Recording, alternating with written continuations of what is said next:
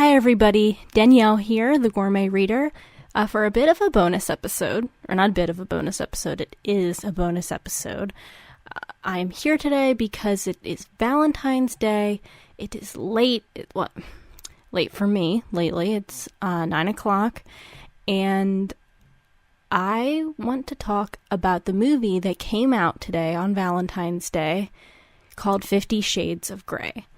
I wasn't planning on making this episode. I'm just recording it real quick. I'm going to put it up because I need to talk about this. I need to rant on it. So if you don't want to listen to an angry rant, then turn this off, delete it from your iTunes feed, or just get rid of it. You don't have to listen. But if you care about, this movie and this issue, then, feel free to stay a while, take a listen. Maybe you'll agree with me, and if you don't, then, I'm sure we could talk about it, but I feel pretty strongly on this issue. So, yeah, this is going to be unedited, it's not scripted, other than, the little bit of notes I took down just to remind myself all the points I wanted to make about this movie, about the book, and about this whole phenomenon, if you can even call it that, in general. So, yes, as a reader, I feel like I have to talk about this because 50 Shades of Grey, when it came out, I remember I had no idea what it was about, and then kind of slowly as America began realizing what it was, like I was with America, I slowly began to realize, oh, it's a porn book, okay, interesting, and I really didn't feel like I wanted to spend my time reading a book that was just porn and not a book of substance and a story. But apparently a lot of women in America were enjoying it. And even I had a professor who enjoyed it, and I just couldn't take her seriously after that. And then I learned that 50 Shades of Grey was a Twilight fan fiction. Let that sink in for a little. This was Twilight fanfiction. I mean, the very idea of that is so insane and ridiculous, and somehow it got published. Which I don't know how to feel about the publishing industry now. I mean, I want to write a book one day because it doesn't have pornographic material. It's not going to be published, People won't want to read it because I might not have a sex scene in it, or if I do, it's not wild enough, but whatever.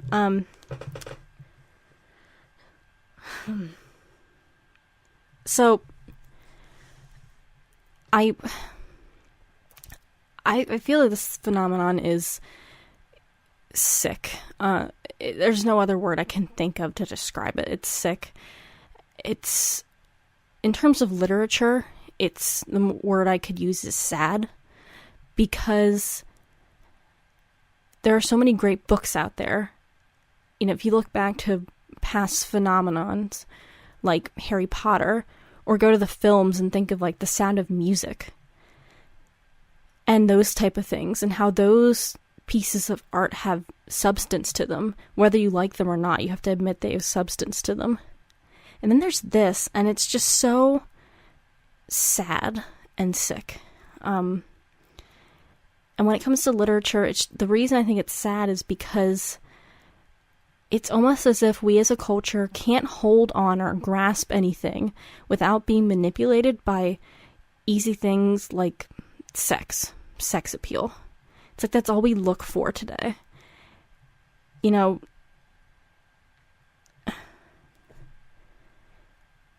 There's so many good books out there that people aren't touching.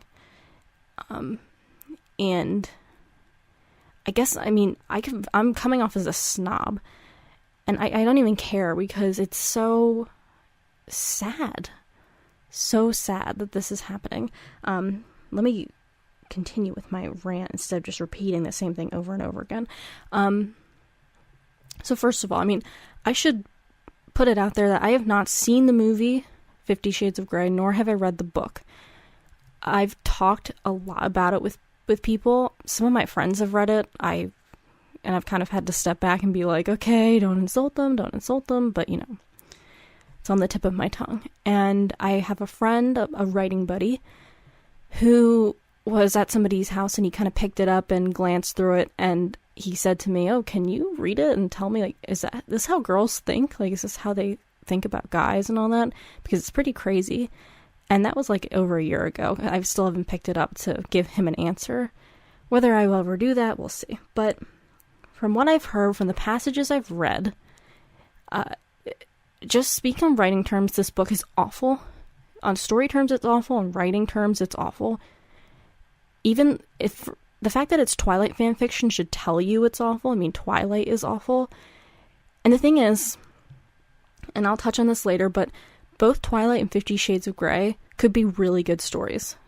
Let me just say that right now as a disclaimer, because I think with both of them, they have great elements in them that could easily make an amazing story, or both each be an amazing story, and they don't. They just totally use manipulative things and cliches to hook the average reader, and it's just sick and it's sad. That's the only thing I can think of. So I want to talk first, speaking of the movie, because that's why I'm here, I'm talking about the movie. The fact that it's being even made just tells me how movies have gone downhill. You think about how films were made, even in like when The Wizard of Oz, thinking back to then, and that they didn't have the technology to make the films like they do today, but they still made good films. Like if you look like the original King Kong, no, King Kong doesn't look like a real ape. No, the CGI, or not even CGI, just the effects, they don't look that good. But it's the story itself and the actors and how it's portrayed that makes it a good film. It doesn't need those effects per se. That being said, look at the films today, really good films, and how they're harking back to like filmmaking that techniques that were used in the 70s when good films were still being made.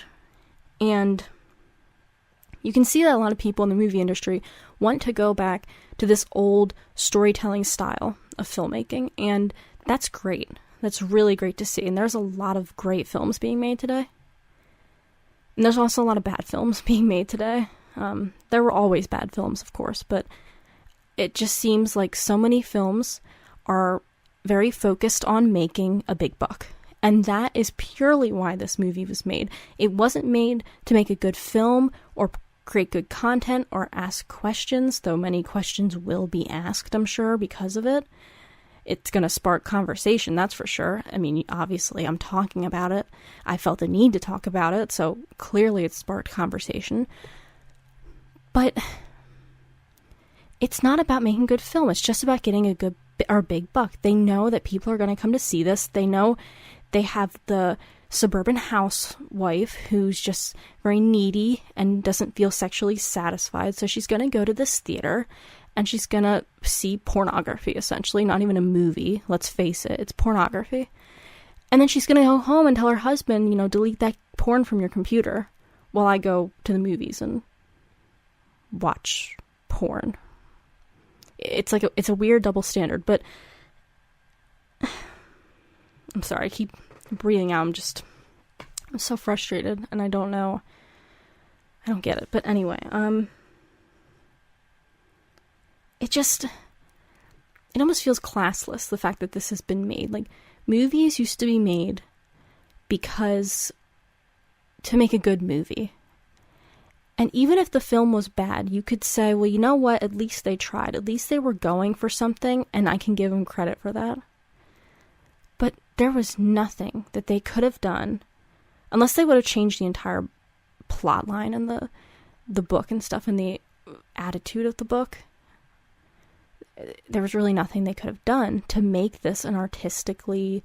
I won't even say artistic, because I know that sounds pretty pretentious, but just a good film. Like, there's no way they could have done it with the source material they were given. I mean, and it's not only that, it's the fact that today, so many movies either need big effects or sex appeal. And it just makes me think of The Wizard of Oz, and like, what if that movie was released today? People would have looked at Judy Garland and been like, what the heck, what's up with her high collar and that ugly dress, this movie's not worth my time. Like, and that's not what it's supposed to be about. It's not supposed to be about that stuff. It's supposed to be about looking at the characters and looking at character development and the story and the style of filmmaking and the way, camera angles are shot and and it's not about that anymore. It's just so frustrating, especially with this movie. It wasn't about that. It's just sad that a whole movie is based on this idea of sex, and it's not even a healthy idea of sex, which is another point I'll get back to. Actually, why don't I talk about it right now, because it's next on my list. So, again, I have not seen the film, I haven't read the book, but I know essentially what it's about. I know that this girl, Anastasia Steele, the main character, she's a virgin, and she's very innocent. And when she meets this guy, Christian Grey, which I'm wondering, is that supposed to be symbolism? Like, that the fact that his name's Christian? Whatever.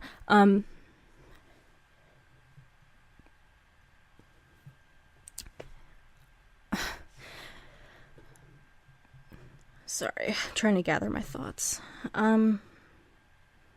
He makes her sign a contract. This guy, Christian Grey, makes Anastasia Steele sign a contract, from what I understand, of what he can do to her, like her pain tolerance and stuff, in the bedroom. And he convinces her. And again, this is my understanding of the story from what I've heard from friends and from movie reviews and book reviews. This is just what I understand of the story.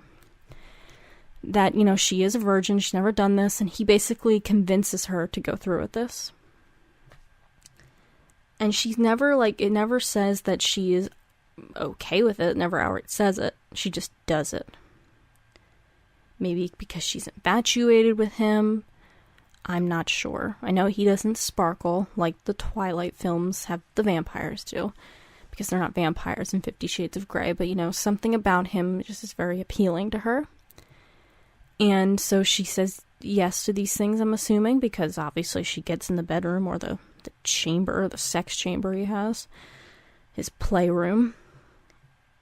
And essentially he's raping her. I mean, let's just be honest, he's raping her. And it's interesting, because this is the part where I think it could be a good story. If we had a girl like Anastasia Steele, who was a virgin and innocent, and became enraptured with this guy, and she was young, because I think she's like a senior in college, and so she's young, she's inexperienced, she meets this guy who's extremely experienced, but also really sick and twisted, and it could be a really dark story, a coming-of-age story, about a girl who's kind of trapped in this sick relationship, and it could be a really interesting psychology and character study, and looking at what makes a psychopath, and it could be really good. I mean, it makes me sort of think of this book called The Collector by John Fowles, which doesn't really have sex in it, not that I remember, no sex scenes, but it's really twisted, and it could be like that, really dark, really just one of those books that just make you just want to throw in the trash when you're done. I mean, it could be really dark and twisted. But this doesn't do it. It almost says it's okay. You're watching this happen to this girl, and it's okay. It's just for your entertainment. You're just I'm rooting for these two. I want them to stay together and do this kinky stuff more often. And it's just it's inhuman. I look at where we've come with women's rights and feminism, and it just seems that this story is a big step backwards. And people can argue and say, well, it's a woman's right that she can watch whatever she wants and watch any pornographic material because, she's a sexual being, and if she wants to do it, she can. And I get that, that's fine, but I just, watch a porno then. It's not a, this isn't a movie, it's a porno. Why is it on the big screen? What happened? When did we get to a point when porn became film. Like, why is this on the big screen? Why was this made for movies? Pretty sure this movie was banned in Malaysia because, I think it was Malaysia. A friend was telling me this. I don't know if it's true or false. I didn't look into it. Just word of mouth here. I heard it was banned in Malaysia because they thought that the movie wasn't a movie. It was just porn. And I just don't get how, where do we cross the line, you know? Is this the beginning of a new era of film? You know, are pornos going to be on the big screen from now on? Are they going to be big hit blockbusters? And what does it say about Valentine's Day, that girlfriends are dragging their boyfriends to this as like a romantic movie to see? Like, is this the idea of romantic stuff? Going to see 50 Shades of Grey? Oh boy. I guess I don't get that at all. Not at all. And sorry. That was my chair.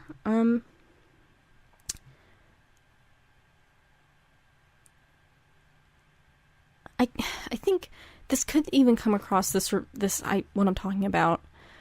Oh, I can't speak. It could seem that you could be saying to yourself, if you just totally disagree with me, you'd be like, oh, you're a freaking prude. And honestly, like, in this situation, like, I don't even care. Like, label me as a prude. I don't care. I'm not. I mean, I watch shows that have sexual material in it. One of my favorite shows is Shameless on Showtime, and there's, more often than not, at least one nude scene or sex scene in there. And here's the difference because sex is not bad, and neither is nudity in entertainment. That's something I want to stress. Like, it's not like this is bad that they have nudity or sex scenes. But in storytelling, if the sex has a purpose, or the nudity has a purpose to further this person's character, then I think it's okay to be in there.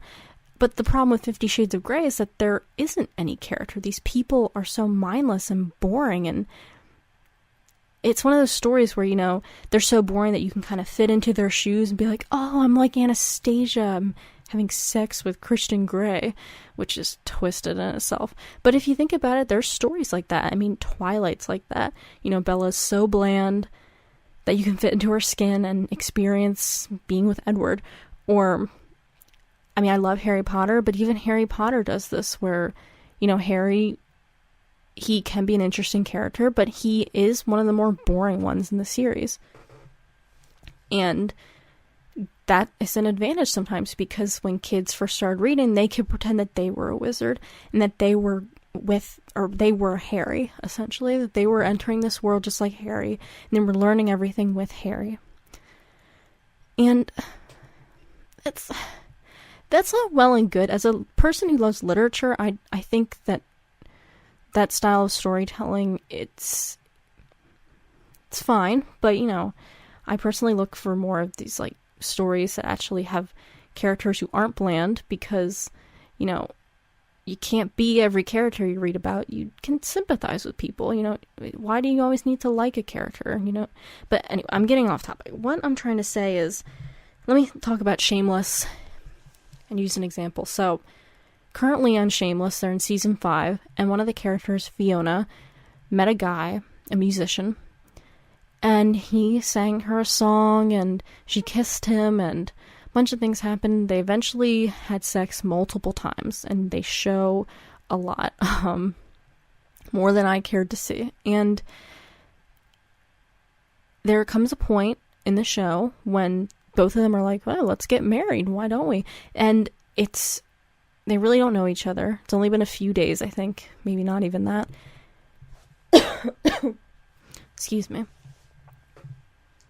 And they decide to get married after they've just been spending a few days at his apartment having sex. Like, literally, that's all they've been doing. So they go out and they get married. And just like that. And then the next episode comes and both of them are kind of second guessing, like, was this the right choice? And, you know, at one point, Fiona has to go to the hospital with a friend, and they're sitting there, and he turns to her and says, what's your new husband's middle name?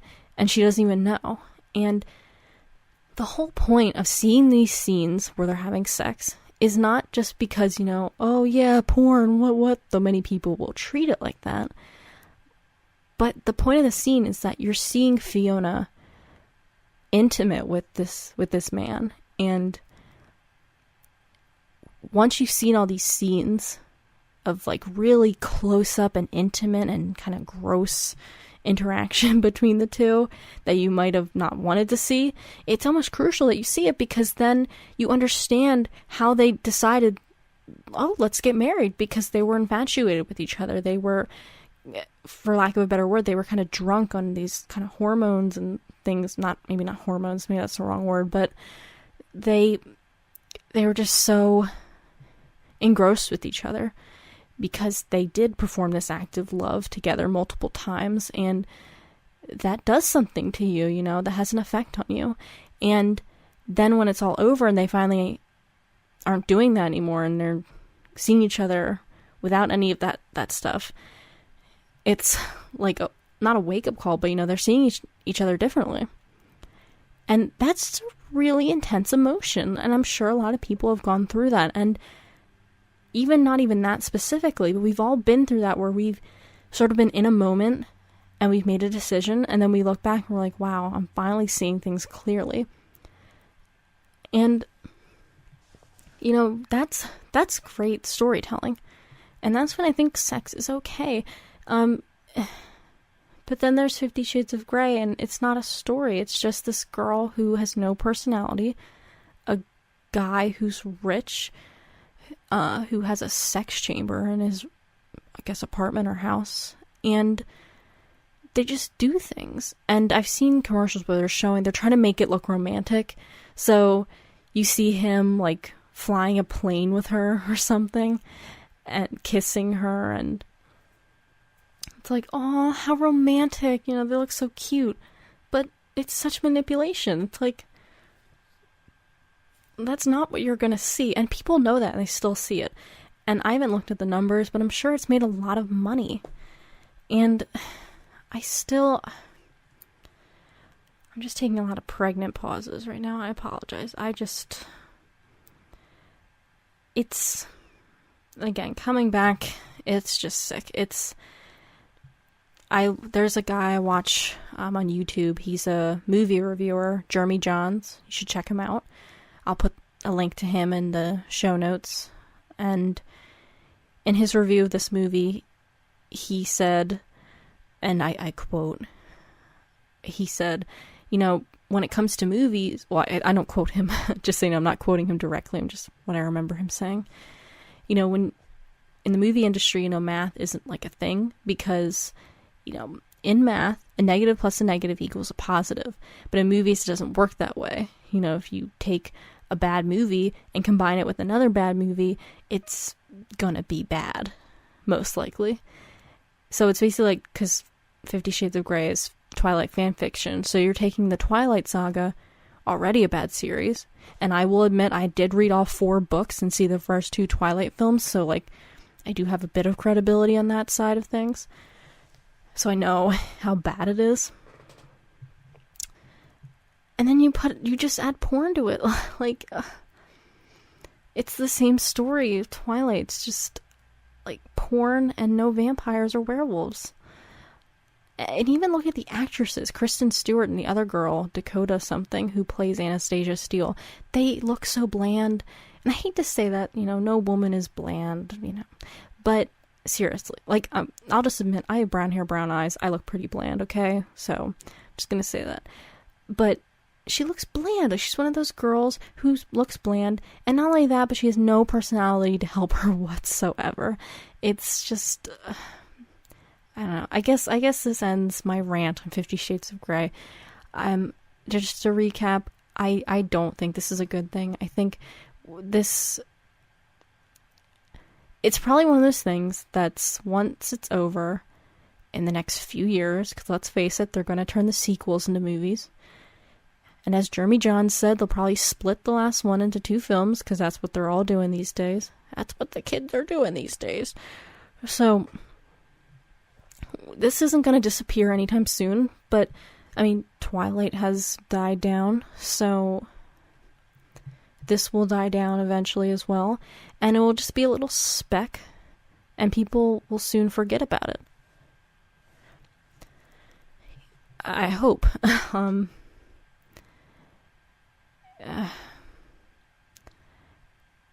trying to think of a good example. Like, I can't at the moment. I'll think of it when I'm done recording. I'm looking around my room trying to see an example, but I don't. I mean, it could even be compared to like something like Frozen. That's, I will say outright that I don't think is a very good movie. But when I first saw it, I enjoyed it, and now it's kind of like, oh, it's actually not that good. The first time you see it and you're surprised, you're like, wow. And then there's just really, at least story-wise and character-wise, there's not much there afterward. Animation-wise, it's beautiful. But we're not talking about Frozen right now, are we? Sorry about that. All I'm saying is that phenomenons happen, and then they go away really quickly. And I hope that 50 Shades of Grey does, because I don't think the film industry is going to change just because of this. I think some aspects, though, will change. Not the entirety of the film industry, just this aspect. And even literature. I mean, 50 Shades of Grey is just kind of the first book that took off this way. But let's be honest, all kinds of romance novels have been doing the same thing that this author, E.L. James or whatever, has been doing. You know, this isn't something new. Like maybe like Flowers in the Attic, that book, like that's essentially the equivalent of 50 Shades of Grey back then. I don't know when Flowers in the Attic came out. Excuse me. But yeah, so I think this is a product of the fact that movies are being made today not to make a good film, but just to earn big bucks for, you know, the studio. I think movies will continue to be made that way, but I think there are still people out there who want to make good art and good films, and good films will continue to be made. Unfortunately, this is not going to help things either. I mean, it happened and we have to move on with it, but I wonder, what were these people thinking when they were filming? Like, were they actually thinking they were making good product? Like, I don't understand why people want to waste their time. I don't know. Anyway, I just think a story like this is sick. I think it's sad that this movie comes out on Valentine's Day. I mean, St. Valentine's probably tossing in his grave. I mean, it's sad that people are thinking that this is a movie to see on a, like, quote-unquote, a holiday where we celebrate love. And yeah, it's just a sad thing that people think that this is a movie to see with your loved one. But, you know, to each his own, whatever. But that is my rant on 50 Shades of Grey. Thanks for listening. My name is Danielle. My blog is The Reader. You can read that, read that, at thereader101.blogspot.com. Be sure to check in every second Tuesday of the month where I write a blog. I post book reviews all the time, and be sure to also listen to this podcast every final Tuesday of the month where I will be talking about some literary goodies, and hopefully I will be never talking about this book or movie again. Thanks for listening to my rant. I hope I just didn't bore you to death or make me seem like a huge cynic, because I don't think I am, but maybe I need to rethink my life. I don't know. But anyway, thanks for listening, and I will talk to you guys next time.